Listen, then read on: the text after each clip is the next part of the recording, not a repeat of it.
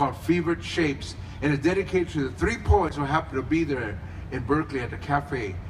Their names were Jose Montoya, who anybody knows was the godfather of Chicano poetry, David Henderson, one of the leading African-American poets, and the great Puerto Rican poet Pedro Pietri. I wallowed in a needle-spawned world, addicted to dope and the crazy life, and yet there I was in Berkeley for my first poetry reading. I was 18 with a bullet, as they say. Earlier I had flown on a plane for the first time. Sure, I've survived half a dozen gun assaults, cops knocking me around, ODs, blades to my neck in jail cells, homeless in dank streets, and beatdowns and barrio brawls. But flying, that scared me to death. I sat there in a crowded cafe not knowing what to expect. Poetry, I never heard this before. Oh, I had written lines, vignettes, images, fears, thoughts. I didn't know they were poems. I had no idea what a poem was. First up on the mic was Jose Montoya with Chicano prayers of old pachucos and strained loves and guitar solos and Indian hands in cornflower. Then David Henderson took the stage, gleaning urban black streets, racist stares, Black Panther fury, and Southern cooking. Finally, Pedro Pietri came up, Neo-Rican wordmeister, flashing at barrios experiences with poems located in phone booths and real-life wisdoms that made us laugh and shake our heads. I had never heard words spoken this way. More music than talk, more fevered shapes than sentences, more Che and Malcolm than Shakespeare.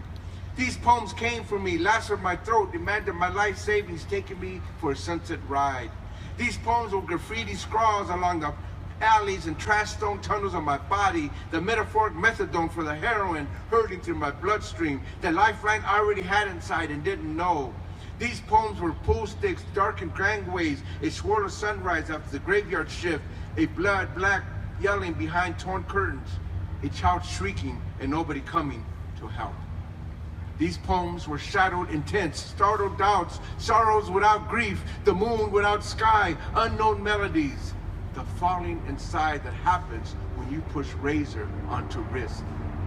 They came for me as I sank into my suicide, while fidgeting in a chair, inching under the skin as I wondered why I even came. Jose, David, and Pedro, I was never the same after this. They came for me and I've never let go. They came for me and I perspire poems ever since. They came for me and all my addictions, my sorry ass lies, my falling masks, my pissed off wives, neglected children, angry friends, and back-to-back failures could never ever take them away. So, just so you know, I've been sober for 24 years now, and so I've been doing pretty good. And one of the things has been poetry.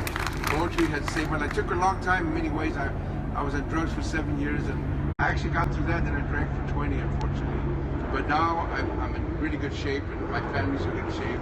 And again, I love poetry. This is a great city for poetry, and I'm going to end with the last part of my love poem to Los Angeles.